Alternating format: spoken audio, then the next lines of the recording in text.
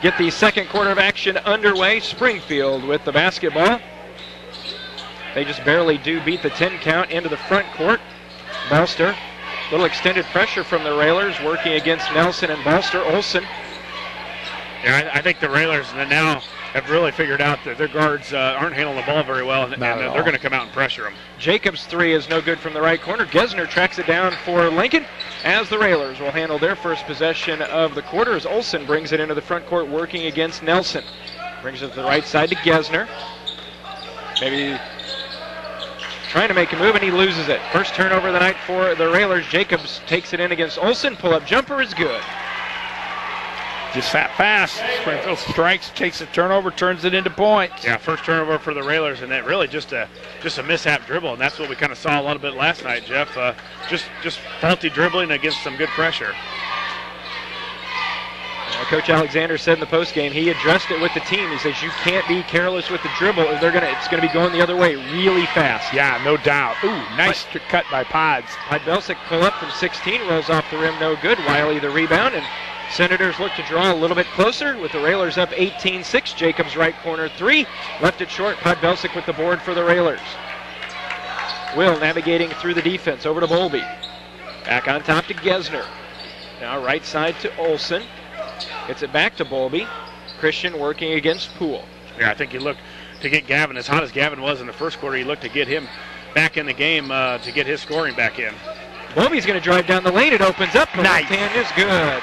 Edward Bowlby's going to be a good basketball player for this team over the next couple of years. He's real solid out on the floor. Doesn't do more than he can. Christian with the tip-away steal. Gets it ahead. Christian going in. Nice defense. Oh, they're going to say the foul whistle against Jacobs. Thought he just stripped it away. Although we couldn't see him, but you got to believe Christian's eyes were getting awful big because he saw an open lane to the basket. Yeah, when you see an open lane and you can jump like he can, you get kind of excited. I got to tell you, we had a pretty good angle on that, and while the official, I think, got the call right, he could not have seen it, Jeff. He was looking directly into his back, and we were looking directly at his face. Christian at the free throw line. On the way up and good. First points of the night for the senior. You know, and Josh, throughout the season, we've talked about all these things here that the Railers could improve on this and improve on that. You know, last night really the difference was at the foul line, as you mentioned in the pregame. No question. 19 points for Lanphier. We had one. Yeah, we've already got one more point than we did last night in the whole game from the free throw line. And there's been times in previous years we've been outscored. But when you come to a three-point game and they've got 18 points from the line better than you, it's just hard to come back from that. And, you know, and a lot of people might hear that and think, well, it was the officials or something like that. It was just the timing of the fouls. You know, the first few fouls that the Railers committed as Springfield turns it over on a travel, the first four fouls the Railers committed were all on shooting fouls. So right there before half the first quarter's gone, they've already shot 8 free throws. Well, we did a bad job of early on, especially defensive rebounding, and then when they got the rebound, we fouled them almost every time, and they didn't put the putback in, but we were drawing, you know, we were getting foul trouble, plus they were getting free throws. Belsic. That's not a push. It surely was. To Hayes. Matt into the contest for the Railers, and a foul is going to be whistled out high against Springfield. I think that play was one of those, Josh, where if he'd have thrown it away, they would have called the foul. But since he got rid of it, he didn't call it. Yeah, hip checked into the... At 22-6, you start picking and choosing, right? Almost into the cushions. He did send him flying, no doubt. Well, that's an interesting matchup. Matt Hayes seems to be being guarded by Willie Wiley. Hayes. One would think Hayes could take him to the hoop.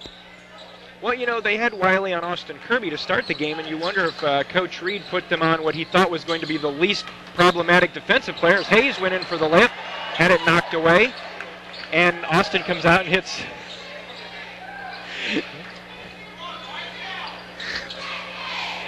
4:55 to go. Railers still up with a pretty good margin here, up by 16, 22-6. Railers content to just be back in the lane. They're barely out of the lane anywhere. Just daring Springfield to shoot it. Yeah, they just don't have it. They just don't have an outside shooter, and this is what happened last time. The Railers just extended the pressure and just kept moving Springfield out and out and out. And Gesner a three. Rebound long to Bolster. Railers don't want to get lazy though and come down and make 2 passes and shoot the thing. They had a great offense there. Everybody spread to the edge, Jeff, and looking for cuts to the hoop.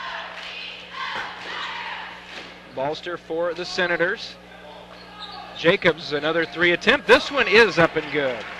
1 of 6 for the Senators from the three-point lane, and they slowly creep back to 13 down. Well, the game earlier this year, the Railers held the Senators to single-digit scoring in each quarter. Todd gets his man up in the air, hands off now to Bowlby. Yeah, I think if you work the ball offensively, we've shown where we can get easy, wide-open layups. Springfield just break down defensively.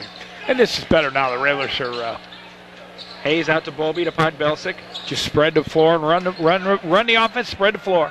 Well, something we've talked about again all season, Josh, is the Railers ended up taking shots, as a foul is going to be whistled on Springfield, is taking shots early in the possession that 30 or 40 seconds down the line, if need be, that shot's still going to be there. Oh, I think tonight you can get anything you want at any point. You can get a layup, you can get a 3, backdoor, jump shot, whatever you want. The Springfield defense has not shown me anything that, and it shouldn't have shown the Railers anything, because we've pretty much gotten every shot possible so far. Including Austin looking at a 40-footer, but he didn't fire it. Difference between a freshman and a senior. Down to Gesner. Gesner brings the dribble out now to Kirby. Cook, Van Hook, and Block out there also for the Railers. Starters back on the floor for Lincoln. Block to Gesner. Max comes around the screen. Looks the pass off. Jumper doesn't get the bounce. Rebound. Block tries to go back up with it. It wouldn't go down. Ball loose. Tipped around. Gesner tracks it down for the Railers. Flips it back out to Max. Wide open. Top of the key. Won't take it. Kirby left wing will. Front rim no good. Rebound to the Senators. Railers had a better look there if they'd just kept at it. Nice steal. Max reaches in with the steal on the lamp. Finger roll good. Yeah, good steal by Max. Open court dribble by the guy the point guard from Springfield, and he just reached in and took it and had a wide open layup. 2:35 to go in the first half. Railers in control by 15, 24-9. Stevens. He's swinging around from Balster.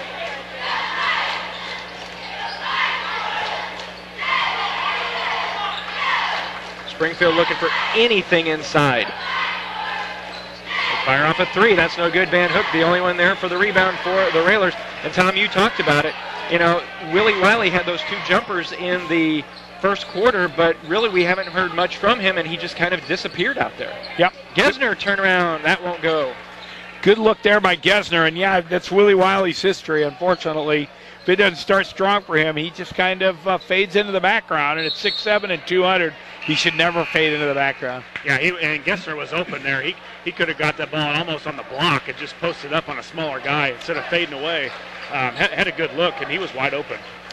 Right, because at 6'7", if he plays D3 or JC ball or NAIA ball, he probably won't play center. He probably will be a forward, so he's got to be a little versatility to his game, but mostly he's got to find a way to score.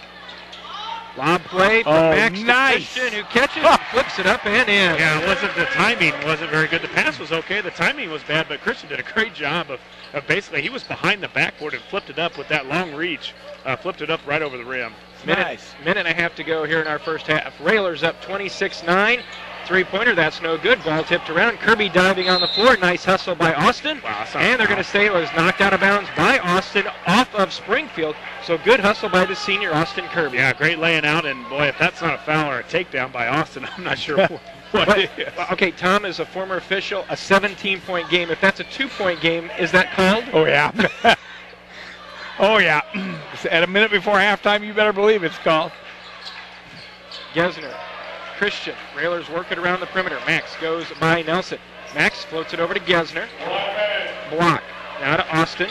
Good self-discipline there. The Railers looked at it, didn't take it, pulled it back out, and now they'll run the clock to the end of the half. We can run this out. There's no doubt. They don't pressure. Whoop. Up, stolen away by Poole.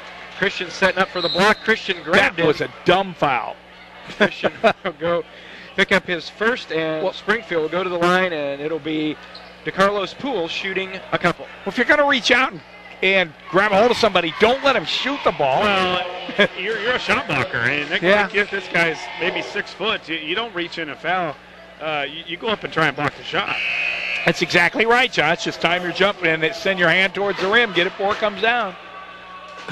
26-10. First free throw goes down for the 6'1 senior. Railers most likely will try and hold for one after this one. Second one up and good as well. Well, now let's see if the Railers can hold it for one. 26-11, 40 seconds to go. Cook into the front court, right wing to Gesner. Christian down the lane, kicks it back out to Cook. Kirby, out of block. Yeah, with good movement, sharp passes, and meeting your passes, this Railer team should be able to hold on to the ball. Foul's going to be whistled on Stevens as he was tugging a little bit on Austin Kirby's jersey, arm, hip, just about anything you can think of. And now Stevens and Kirby are still exchanging pleasantries. And I think the Railers are stronger with the ball now than they were, say, in the opening tournament, Josh. They're better at this aspect of their game. 15 seconds. We're down to 10. Cook. Over to Kirby. Back to Max. Down to 6 seconds.